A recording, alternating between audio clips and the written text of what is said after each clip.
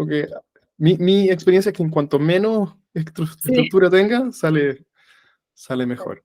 Espera, te quería preguntar al principio, lo primero que te quería preguntar es cuál es tu propósito personalmente. Decirte algo así como, he visto que hablas sobre el propósito, ¿cuál es el tuyo? Y de ahí partir. ¿Puede ser? sí, obvio. O muy complejo, ya. No, no, no, no, no, está bien. No, casi raro cuchillo de palo. Claro, pues sí. Sí. Sí, Eh, propósito. Sí. Kim, bienvenida al podcast. Gracias por aceptar mi invitación hoy a conversar. Yo llegué a ti porque me apareció algún post tuyo en Instagram hablando sobre la búsqueda de propósito y de sentido. Entonces empecemos por ahí. ¿Cuál es tu propósito personal? Mi propósito personal, am, como que se ha visto, ha sido evidente a lo largo de la historia, a pesar de que tengo distintas profesiones y oficios, Mm, y es básicamente recopilar información y entregársela en simple a personas para que sean más libres y tengan más capacidad de tomar decisiones. Suena muy ambicioso, pero es lo que me he propuesto, leer en complejo y bajarlo a simple, por ejemplo, ah, recopilar información de fuentes muy diversas y de orígenes muy distintos, y tratar de mezclarlas de manera que le hagan sentido a la mayor cantidad de gente posible. Eh, lo hago desde que tengo uso de razón, desde mm, distintos ámbitos, y profesionalmente estudié primero pedagogía, y como pedagoga lo que uno hace básicamente es eso. Uno tiene mucha información y se la traspasas a alumnos, jóvenes y niños, que en esa época eran todas personas con discapacidad porque estudié educación diferencial, ah, para tratar de darle más y mejores herramientas para la vida. Después, como periodista, es básicamente lo mismo, pero la audiencia aumenta. mm, Uno recopila mucha información y la traspasa. Y siempre me he concentrado en dar contenidos que hagan sentido, de una manera como trascendente, no solamente en la contingencia. mm. Y ahora como coach también es básicamente lo mismo. Lo que pasa es que hago una selección de contenido más específica que cuando era periodista. Fue algo que no requirió cierto trabajo de tu parte dilucidar, ¿cierto? No hubo que desenterrar algo entonces de las profundidades de tu psiquis, entiendo. No, o sea, fue intuitivo y no sabía que lo estaba haciendo con este propósito hasta que me vi enfrentada a explicar por qué soy pedagoga, periodista, coach. Es como, no quiero presentarme como un mentolatum. Sabía que había algo más allá, Mm, pero no estaba muy segura qué. Y después entendí que era eso porque mi principal feedback, o lo que la mayoría de las personas me dicen es que agrado que habláis en simple. ujú, Wow, supiera la cantidad de información que tengo en la cabeza. Y ahí dije, claro, eso es, soy como una curadora de información. ajá, ajá. Ahora, esto de poder mirar hacia atrás y darle como coherencia, ¿cierto? Uniendo los puntos, como dice Steve Jobs en ese famoso discurso de grabación, a las cosas que han ido pasando en tu vida, ¿es la norma de la gente con la que tú te encuentras o en general uno tiene más una especie de cierto disparo de perdigones de una escopeta completamente abierto, difuso y la gente no sabe muy bien cómo organizar su historia de una manera que haga sentido? ¿Qué es lo más común aquí, Mm. en tu experiencia? Sí, como coach tengo la sensación de que la mayoría de las personas que llegan a mí quieren lograr eso, Ajá. pero no lo están haciendo. No lo están logrando en el fondo. Quieren y se acercan a mí en parte por eso. Y creo que tiene que ver como con un tema cultural. Estamos, o sea, desde que estamos en el colegio, estamos viendo la vida parcializadamente, por materias, por decirlo de alguna manera. Por materias, por secciones, por segmentos, nos separan por habilidades, por intereses. Estamos siempre segmentando la realidad pensando que es una manera más efectiva de entenderla, Mm. y tengo la sensación de que es justo lo contrario. En algún momento obviamente hay que ser más analítico y en otro momento hay que ser como más generalistas, pero sí es una inquietud, respondiendo directamente a tu pregunta. La inquietud vendría siendo algo así como no sé qué me hace sentido y cómo dar con ello. Quiero encontrarle sentido a lo que hago en el día a día. Ajá. A todos les falta tiempo, ese es un factor común. Entonces, ¿por, ¿por qué me falta siempre tiempo? ¿Por qué lo que hago no necesariamente me hace sentido? ¿qué tengo que hacer para que eso pase? Para darle sentido a las cosas. Porque no puedo cambiar mi vida hoy así como de la noche a la mañana. No es como que puedo llegar y renunciar e ir a pescar a una isla tropical, ser guía turista, no sé. Es algo como súper diametralmente distinto a lo que hace la mayoría de mis clientes. Entonces, encontrar sentido a lo que hacen hoy es justamente eso, mirar hacia atrás y mirar hacia adelante a la vez. Mirar hacia atrás, mirar hacia el presente, mirar hacia adelante. Yo no soy psicóloga y eso es importante saberlo, que esa es una diferencia importante con el coaching. Yo miro hacia atrás para ver qué experiencias podemos resignificar y de cierta manera como rentabilizar para el futuro, para ver dónde quiero llegar. O sea, mi carta de navegación es hacia adelante, pero mirar por qué islas he pasado y por qué tormentas y qué he aprendido en esos espacios, en esos momentos, es una herramienta súper importante.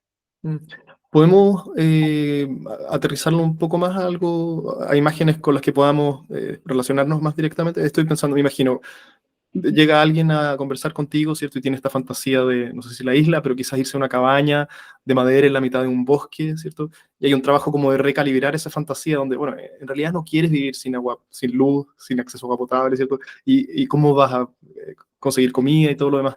Eh, ¿Qué sigue entonces a la conversación? Alguien frustrado con su trabajo de 9 a 5, ¿cierto? Una carrera que no lo llena, tiene una fantasía de algo imposible de cumplir.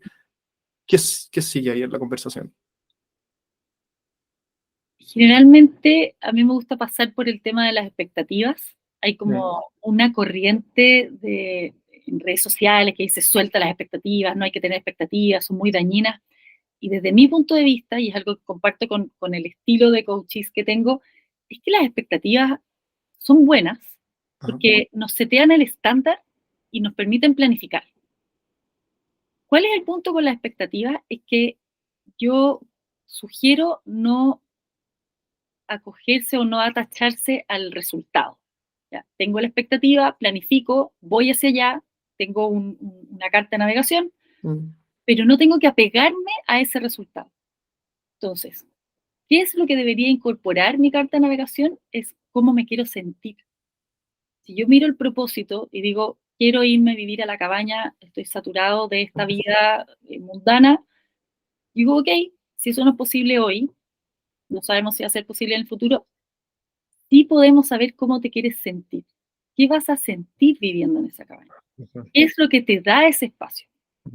Ahí te pueden decir, ese espacio me da sensación de independencia, de control de mis decisiones, libertad, posibilidades de tiempo para introspección, contacto con la naturaleza, etcétera, etcétera. Te puede dar una larga lista y linda lista. Entonces, ¿cómo puedo yo fraccionar esos microespacios para incorporarlos en la vida de hoy que le permitan ir empezando a sentirse como se quiere sentir? Porque la realidad es que si me dicen, mira, voy a hacer un plan a un año y me voy a efectivamente ir a vivir a la cabaña, la verdad es que en 365 días a las 11:59 de la noche, cuando vayas camino a la cabaña, no necesariamente te vas a sentir como te quieres sentir. 3 meses viviendo ahí tampoco. Entonces es algo que hay que construir, independiente que llegues o no llegues a la cabaña. ¿Sí? Entonces, mirar el propósito es mirar un plan y tener expectativas y ver cómo lo puedo ir desarrollando, porque para que nuestras acciones del día a día tengan un rumbo, para que tengan sentido, está mucho más asociado a cómo me quiero sentir. Cómo puedo ir incorporando en mis interacciones con otros, sobre todo, esas sensaciones. Me encanta esto de diferenciar, ¿cierto? La imagen que uno puede tener de la fantasía con cómo espero sentirme una vez que esté ahí, porque te lo disocia, ¿cierto? No necesariamente aquello que imagino que me lo va a dar es la única fuente para llegar a eso, sino que probablemente hay otras cosas chicas en mi vida ya, ¿cierto? Ahora, que me dan alguna pizca de ese sabor. Em, Te he escuchado hablar, o vi un video cortito tuyo en el que decías que es más útil preguntarse ¿para qué? Que ¿por qué? Sí, ¿Podrías comentar un poquito de eso? sí. Es una como discusión interna que tengo constantemente porque los gringos hablan del why. El Ah, why lo traducimos muchas veces al porqué. De hecho, el típico libro de Simon Sinek y es como el porqué, están todos concentrados en el porqué. Y el porqué mira hacia atrás. Es como, esta es la consecuencia. ¿Por qué estoy en este podcast? Es porque hice tal cantidad de contenido y me he enfocado en compartir ciertas cosas. El para qué tiene una respuesta totalmente distinta y es la que le da sentido a estar acá contigo compartiendo. Entonces, la importancia de esa pregunta es clave porque es la que te va a llevar al valor que hay detrás de lo que tú haces en el día a día y te permite, por lo tanto, priorizar. Por ejemplo, si yo me pregunto ¿para qué estoy aquí contigo? Es el primer para qué probablemente es como, bueno, para que subamos el podcast. ¿Para qué queremos subir el podcast? Para que más personas puedan acceder a contenido que a ti y a mí nos parece relevante para incorporar nuevos contenidos a su vida y pensar distinto. Ya, pero ¿para qué queremos difundir este tipo de contenido? ¿O para qué queremos que las personas tengan más información que le pueda parecer relevante para tomar decisiones en su vida? Bueno, para construir una sociedad más consciente. Entonces, si te fijáis, en la medida que yo voy avanzando con el para qué, voy llegando a un valor. Entonces, ¿para qué agendé contigo el podcast? Para hacer una alianza con alguien que también quiera tener una sociedad más consciente. Sí. Entonces, eso le va a dar tu sentido a lo que yo pongo y no pongo en mi agenda. Me permite priorizar. Pienso, uno puede, imaginemos que uno tiene esta primera sesión contigo o con algún otro coach y da con, ¿cierto?, una fórmula que encuentra coherente y arma un plan de acción, ¿cierto? Y todo está muy realista y súper bien organizado en una planilla Excel. Pero el entusiasmo se diluye a la semana y media, ¿cierto? El 31 de diciembre me propongo una dieta perfecta, pero el fin de semana siguiente estoy de nuevo cuchareando mi tarro de Nutella, como suele pasar con este tipo de cosas. ¿Cómo uno sostiene, ¿cierto?, este tipo de determinaciones en el tiempo sin recaer en patrones y hábitos antiguos? Automático, sí. Primero entender, desde mi punto de vista, que la motivación está sobrevalorada. Me llaman constantemente como coach, como ven a motivar a mi equipo, y yo, ok, llego allá, digo, yo no los voy a motivar, esto es una trampa. Te llaman para motivar a equipos Mucho. equipos completos de trabajo. Ajá. Sí, me llamo, yo como la mitad, un poco más de la mitad de mi tiempo estoy trabajando con equipos en empresas. Entonces, lo que estamos conversando tú y yo ahora es algo que se da de manera individual en el coaching uno a uno y también con equipos. Entonces, yo necesito motivación o mi equipo necesita motivación. Y la verdad es que la motivación es una de las grandes trampas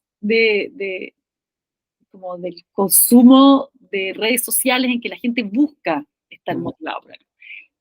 Y la motivación es muy útil, pero es muy útil en una etapa muy particular, que es en la etapa creativa.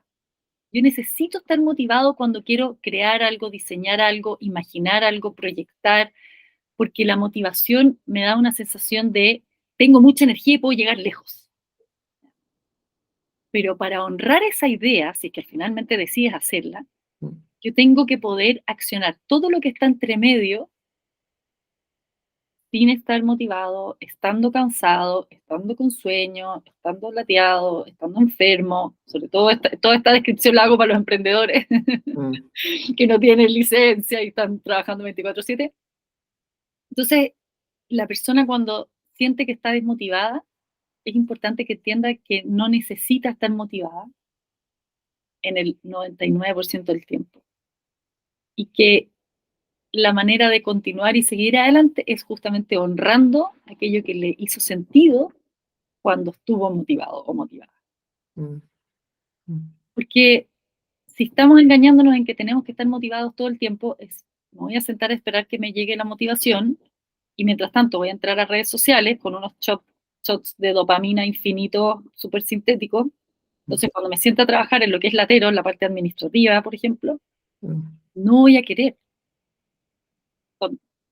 Sobre todo cuando procrastinamos ese tipo de cosas, entramos a redes sociales. Y es lo mismo que comerse un paquete de galletas y después ir a buscar una manzana.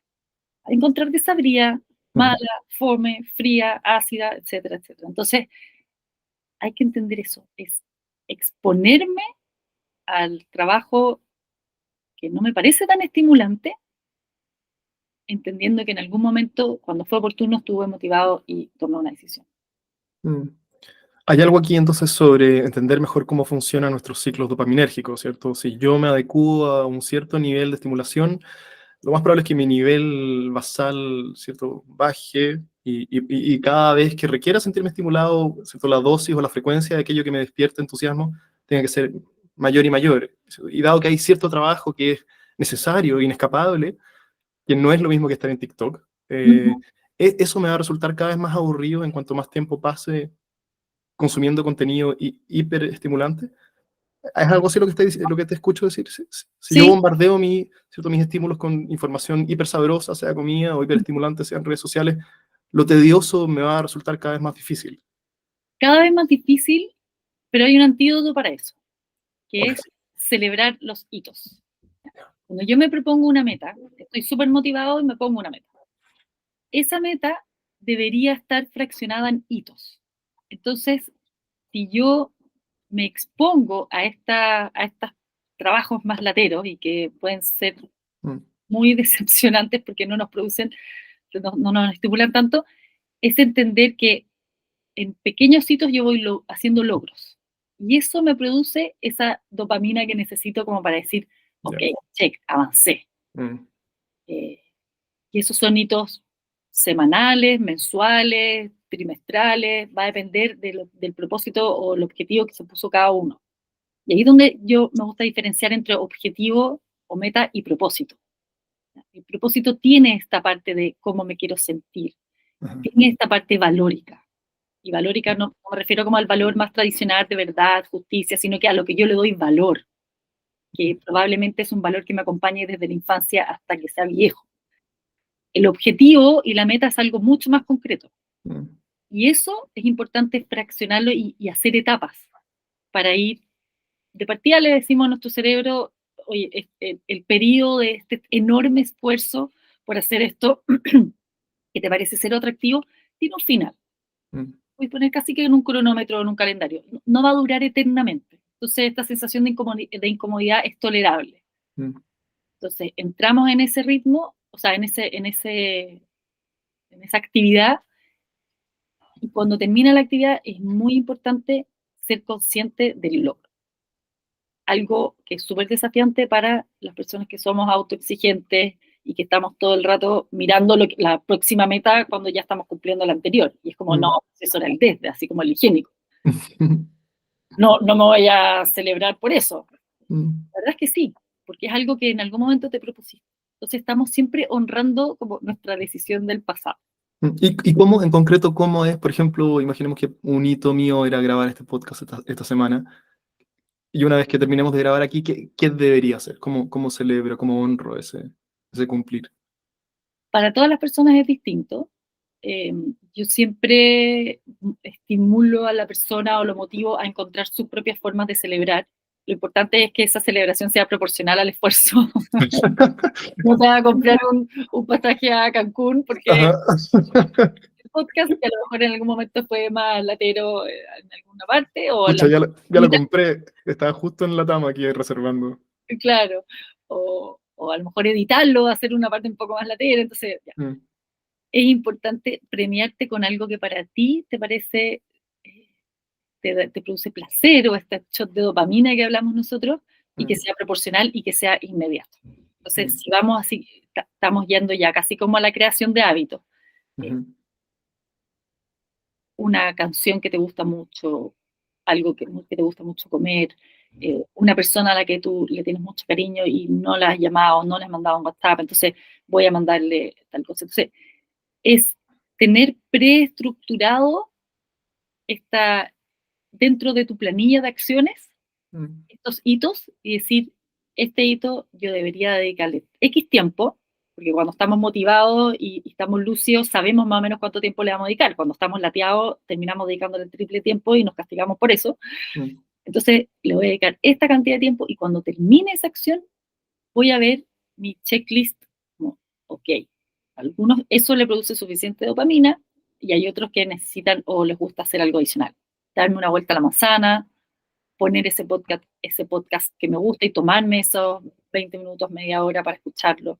mm, pero premiarse es algo importante para compensar, al principio sobre todo, cuando todavía no nos hace sentido y estamos procrastinando esas cosas que nos dan más lata. mm, mm. Esto conversa harto con el diálogo interno, que te quiero preguntar después sobre eso, pero antes que mencionaste un poco al paso esto de que hay muchos mitos en redes sociales en la arena en la que tú te mueves, ¿cierto? En el mundo del coaching y la búsqueda de propósito. Em, Uno quizás particularmente insidioso es esto de que todos, no sé si compartes, si te aparece a ti tanto, pero esto de que todos deberíamos aspirar a ser independientes, ¿cierto? Y a emprender proyectos ultra creativos que nos den absoluta libertad sobre nuestro tiempo y que además ¿cierto? Nos permitan vivir en una isla, como dijiste al principio. Pero hay cierta gente que, ¿cierto? Alguien tiene que ser el contador de cada empresa y hay ciertos trabajos mecánicos que alguien tiene que cumplir. ¿Cómo, em, cómo encuentra sentido en lo que hace alguien que se ve atrapado en un trabajo que es súper mecánico y repetitivo, pero imprescindible, ¿cierto? Y necesario? Y que vive con este bombardeo de llamados a ser libres y ultra creativos, e independientes y todo lo demás. O no sé si te hace sentido ese planteamiento, pero ¿Sí? ¿cómo respondes a eso? Sí. Hay varias formas de tomarlo. Uno es que el propósito y esta sensación de libertad no solamente tiene la forma de un emprendimiento, Mm, sino que también tiene el sello de lo que tú quieres proyectar y cuál es el sello, repito, cuál es el sello que tú quieres, con el que quieres vivir. Entonces, si un contador tiene como este placer por la pega bien hecha y porque el balance sea impecable, mm, y eso es lo que le hace sentido, como capacitarse y hacer cursos y a lo mejor en algunos momentos que todos sabemos que existen en la contabilidad y impuestos internos, que hay que quedarse hasta más tarde porque hay que cumplir ciertos plazos. Puede ser que eso es lo que le haga sentido, porque le hace sentido que las empresas tengan una contabilidad impecable, porque gracias a una contabilidad impecable la empresa va a crecer y por lo tanto va a tener más trabajadores y por lo tanto va a pagar más impuestos y vamos a tener mejores cosas como sociedad. mm, Entonces es mirar más allá. Sí, estoy de acuerdo contigo que la búsqueda de propósito está tendiendo a ser fuera de las empresas, porque las empresas han sido hasta ahora estructuras muy rígidas y la visión de las empresas, la visión, los valores, la misión, han estado por mucho tiempo colgados en un cuadro en el pasillo ajá, y han sido muy verticales y muy estructuradas y el jefe era jefe y era autoridad por el organigrama. mm, Ahora que las personas están buscando un propósito distinto a la empresa que los tenía contratados a ellos o la experiencia que tuvieron sus papás, se está dando en las empresas la posibilidad de hacer una visión compartida, que involucre el mm, propósito de la empresa y que también sea nutrido por el propósito o los valores o intereses que tengan las personas, los colaboradores. ¿Y dónde o en qué momento esto se hace realidad? Porque las empresas han sido forzadas a vivir en entornos mucho más disruptivos. Antes era muy claro en el organigrama, no solo quién era el jefe, sino que quién era el proveedor y quién era el cliente. Ahora las empresas están mucho más, los límites dentro de la empresa están mucho más difusos porque hay muchas personas que tienen cargos que no existían, que ya tú y yo los conocemos, que vienen con siglas en inglés. ujú, ujú, El cliente no siempre es solo cliente, muchas veces construimos el servicio o el producto que le estamos dando. Entonces, ¿es realmente cliente? Bueno, él también es creador de este producto, de este servicio. Hay clientes internos, las personas que trabajan adentro y afuera porque tienen tiempo home office, están haciendo un doctorado y comparten tiempo. Entonces, estas estructuras que son mucho más disruptivas obligan a la empresa a entender que las personas que la componen tienen que ser partícipes, mm, porque mm, están poniendo de su cabeza, no solo de sus manos. mm, Ahí le va a empezar, progresivamente le va a empezar a dar un poco más de valor a compartir ese espacio en empresas gigantes, multinacionales. Pero mm, por ahora que estamos como en esta generación sándwich, sí las personas que quieren libertad y que quieren tener una sensación de un poco más de control sobre su vida, salen de ahí y no están entrando. Y eso también es un motivo de llamado para mí, como motivo de consulta por parte de empresas grandes. ¿Cómo hago para que vuelvan a trabajar en la oficina? ¿Cómo hago para bajar la rotación? Y todo eso está ligado a lo que estábamos conversando recién. Sí, la retención de talento es un problema enorme hoy. Y entiendo que el principal motivo de renuncia a un trabajo es por mala jefatura o por desencuentros o problemas con los jefes. ¿Es ese el caso? ¿Sí? ¿Sabes? Sí. Sí, no solo jefatura, sino que las interacciones humanas. No. Tengo la sensación de que en general nuestra sociedad está facilitando todo y le está sobrevalorando todo lo que es como digital, el encuentro digital, la compra digital, estar en la casa, porque sí, efectivamente nos da más posibilidad de movernos, hay personas que pueden estar trabajando y irse a otro país 2, 3 semanas y que siga la vida laboral normal. En la pandemia también nos ayudó mucho en ese sentido, o sea, creemos que la vida casi que siguió bastante parecida, encargando comida online, eh, el boom de los marketplaces. Hay personas con las que, no sé, clientes que yo tengo hace casi un año y nunca he estado con ellos presencialmente.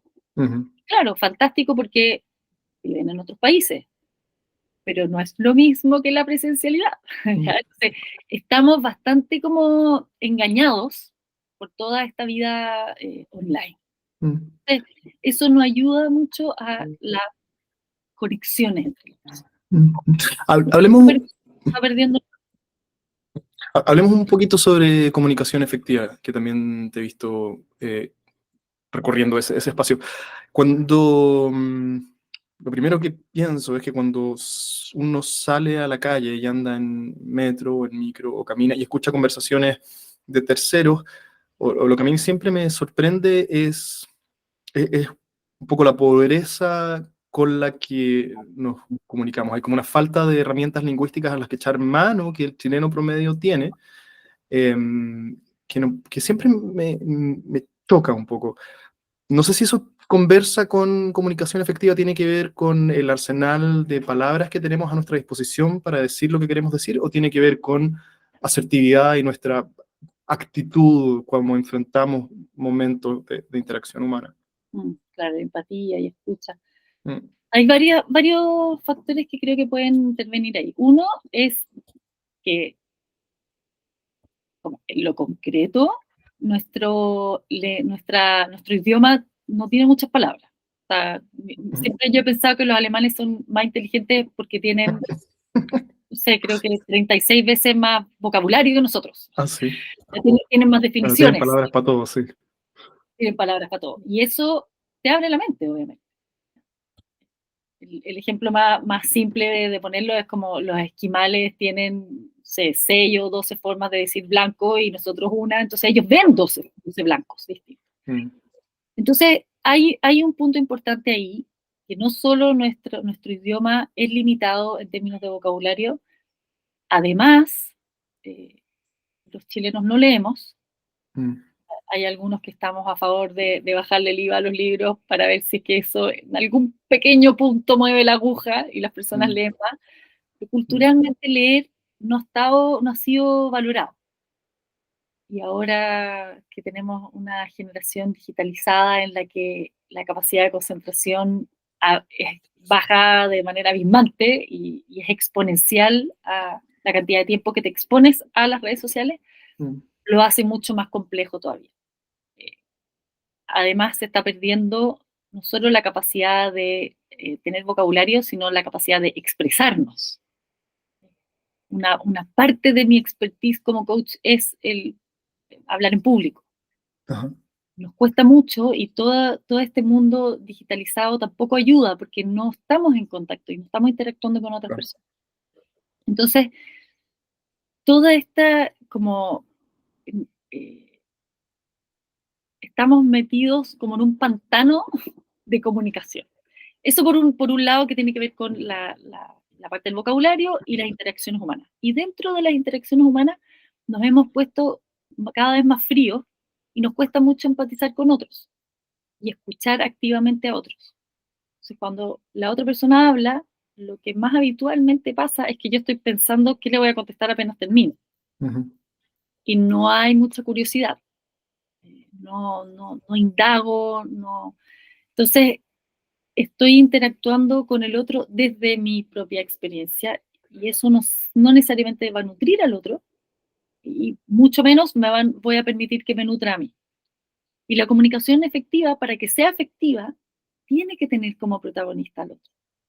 Porque el mensaje que yo voy a elegir de todos los mensajes que a mí me interesaría transmitir en ese momento, es el mensaje que para el otro es importante. De manera que el otro pueda crecer con eso y devolverme algo. Si el otro tiene esa misma habilidad, te va a decir algo que unido a lo que para él es importante, para mí también es importante. ujú, Y ahí se genera como ese círculo virtuoso que todos hemos vivido en algún momento, como, qué conversación más interesante. Nos dieron las 2 y las 3 de la mañana y no podíamos parar, íbamos de tema en tema. mm, Yo identifiqué lo que para ti era importante, tú identificaste lo que para mí era importante. Y eso se da en todo tipo de interacciones, verbales, no verbales. Es solamente tener ese chip de la curiosidad sobre el otro, sobre lo que piensa el otro, sobre lo que quiere el otro, sobre lo que es importante para el otro, nos va a ayudar de manera importante a tener una mejor comunicación y una comunicación más efectiva. mm. Parece difícil dar con eso. A ver, solo como dato, hace poco hablé aquí en el podcast con Isabel Ortega, ella es una profe de lenguaje, tiene una cuenta en Instagram súper interesante, y me comentó que algo así como el 80% de los chilenos no somos analfabetos funcionales, es decir, no entendemos párrafos como el manual de instrucciones de un microondas. Claro. A pesar de entender cada palabra particular, ¿cierto? La frase no logramos incorporarla como eh, en qué quiere decir esa frase. Ujú. Lo que mencionáis sobre la curiosidad es, ¿por qué es tan difícil? ¿Por qué es tan difícil dar esas conversaciones que tú describes ahí, ¿cierto? Me quedé hasta las 2 de la mañana hablando con alguien y fue súper estimulante. Son momentos que uno guarda, ¿cierto? Que uno atesora por un motivo, y el motivo es que son raros. ¿Por qué crees tú que nos cuesta realmente encontrarnos con un otro en conversación?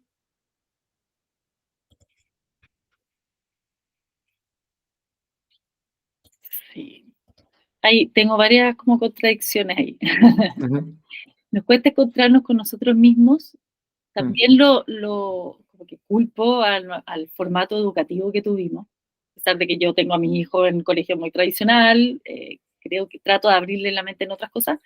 Estamos siendo individualizados constantemente. O sea, las pruebas son individuales, uno compite con su propio nota, en el fondo, como mm, después en el trabajo también. Todas las evaluaciones de desempeño son individuales. Nos obligan a trabajar en equipo, no entendemos cómo se hace, nos evalúan individualmente.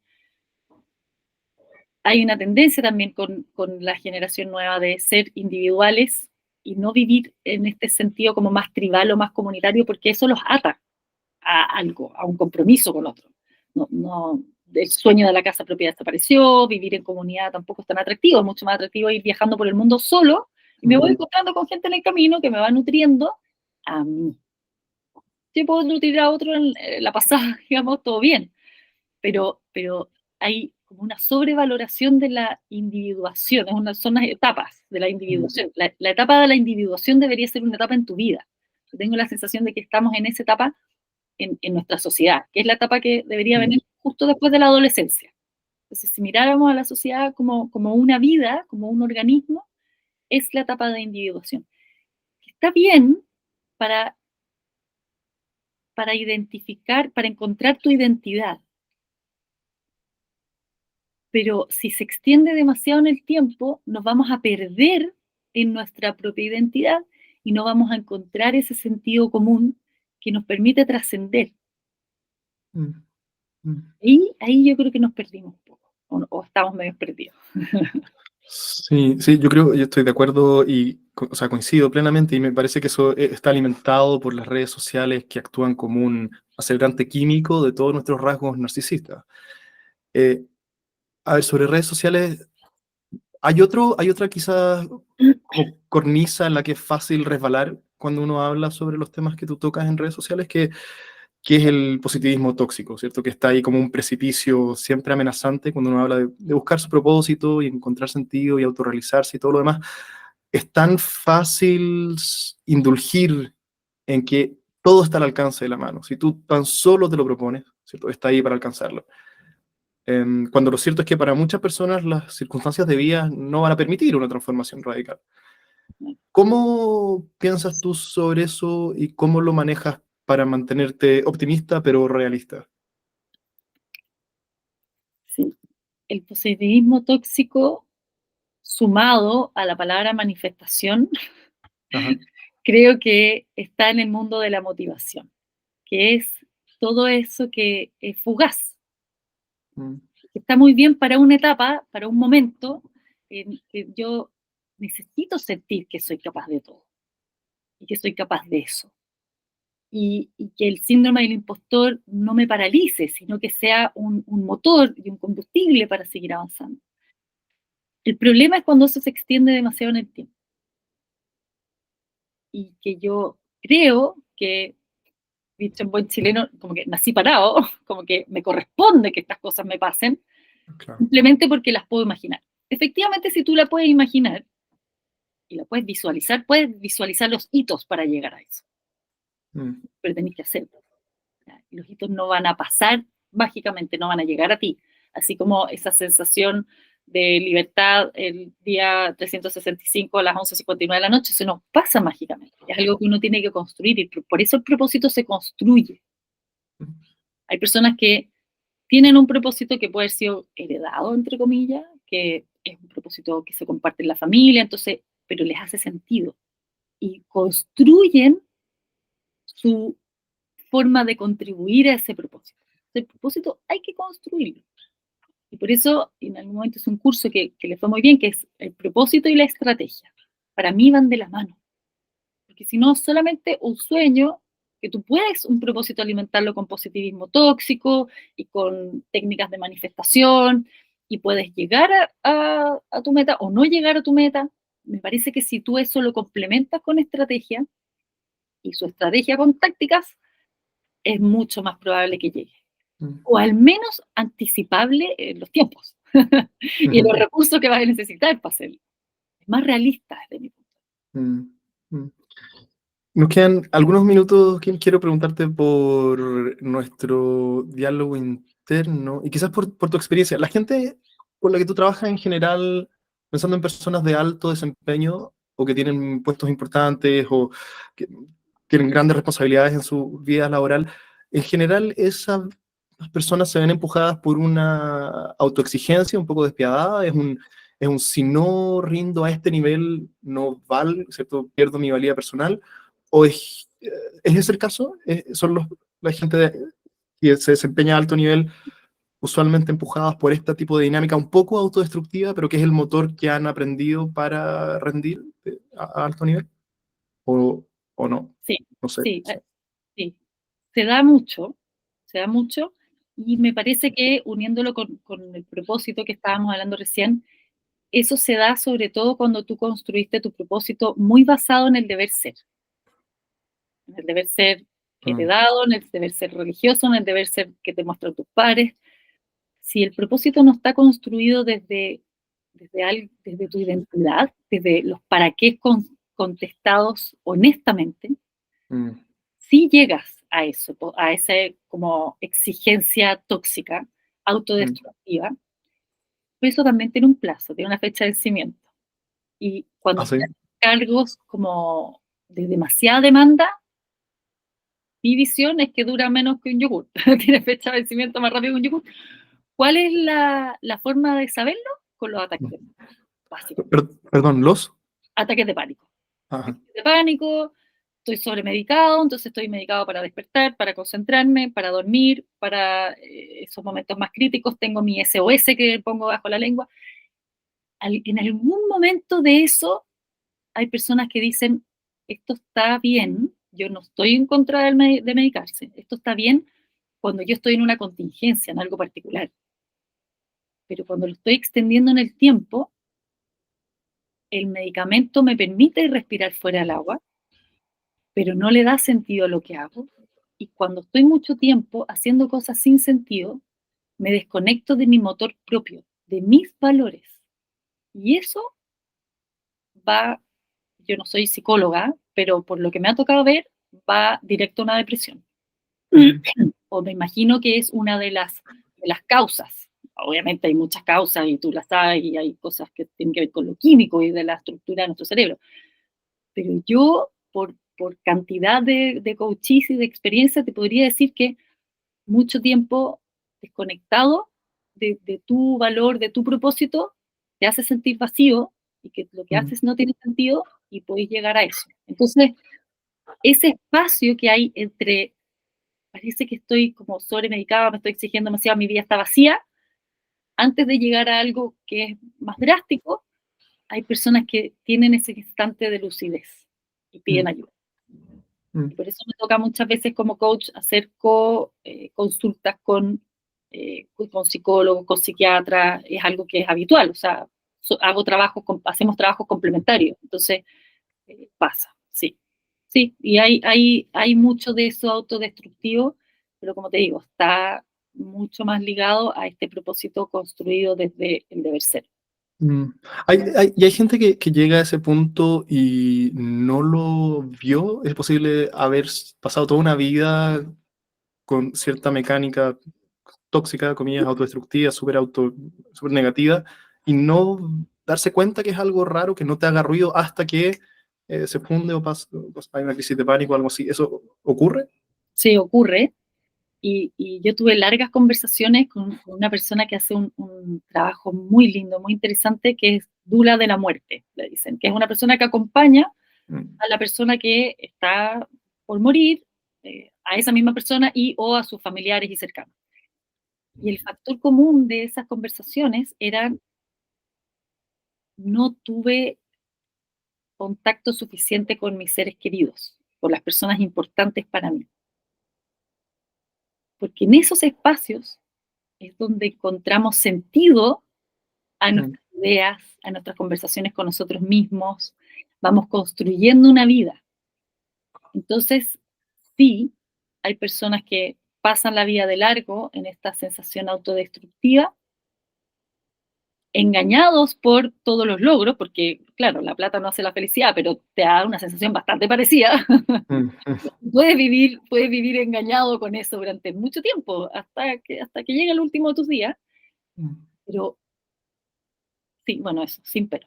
Y hay algunos que se alcanzan a dar cuenta ya cuando es demasiado tarde. A lo mejor no es demasiado tarde, la reflexión igual les permite descansar en paz, pero sí, totalmente de acuerdo, pueden personas pasar de largo.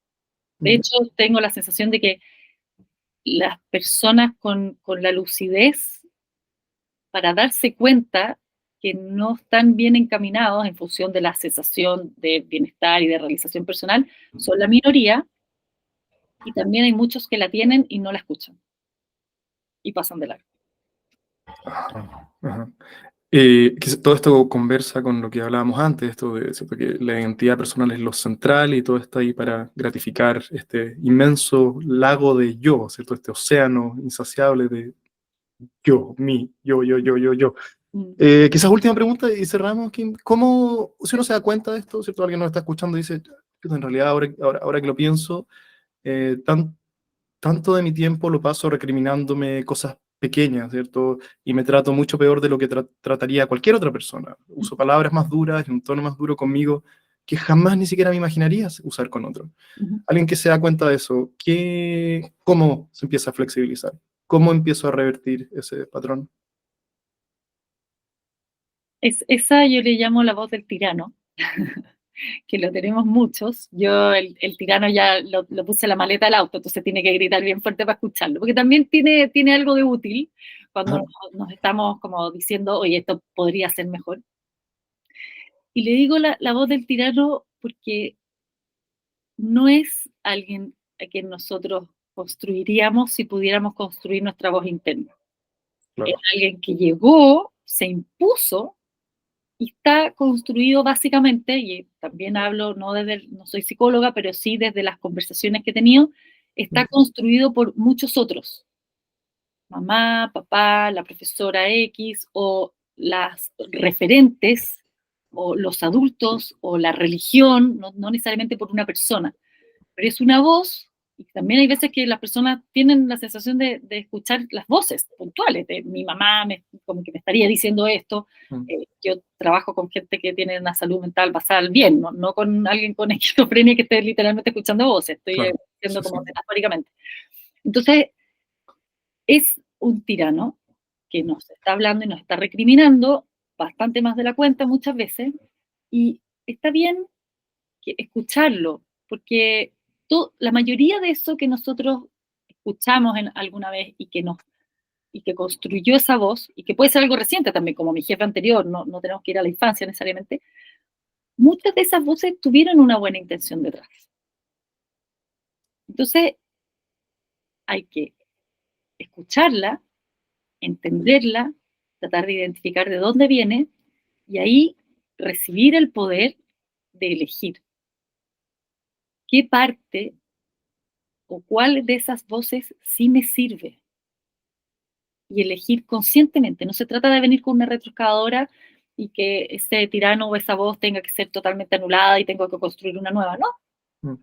Mirar de qué me sirve pensar así en este momento, en este otro momento, qué quiero pensar, y reconstruir eso con algunas de esas herramientas. Entonces, no dejar que el tirano agarre el volante y que vaya decidiendo cuándo parar, cuándo avanzar y castigarnos constantemente, sino que en algunos momentos de copiloto, en otros momentos en la maleta, tenerlo como observado. Pero para eso tenemos que proponernos escucharlo, y eso no es fácil. Mm. Eso da para otro podcast completo. Kim, muchas gracias por tu tiempo hoy día, estuvo súper interesante y me encanta tu mesura y esto que lo he dicho como 5 veces hoy, que no eres psicóloga, porque le da una seriedad a tu trabajo, ¿cierto? Y una reputación que no se encuentra mucho en muchos de los temas que tú tocas. Así que gracias por eso y bueno, voy a dejar tus redes sociales aquí para quien sepa saber más de ti y hasta la próxima. Buenísimo, Vicente. Tendremos más conversaciones en adelante. Fue un placer también para mí. Gracias por invitarme. Me gusta también el contenido que tú difundes constantemente y tus libros. Creo que son un tremendo aporte, así que felicitaciones por eso. Súper. Y ahí terminamos de grabar.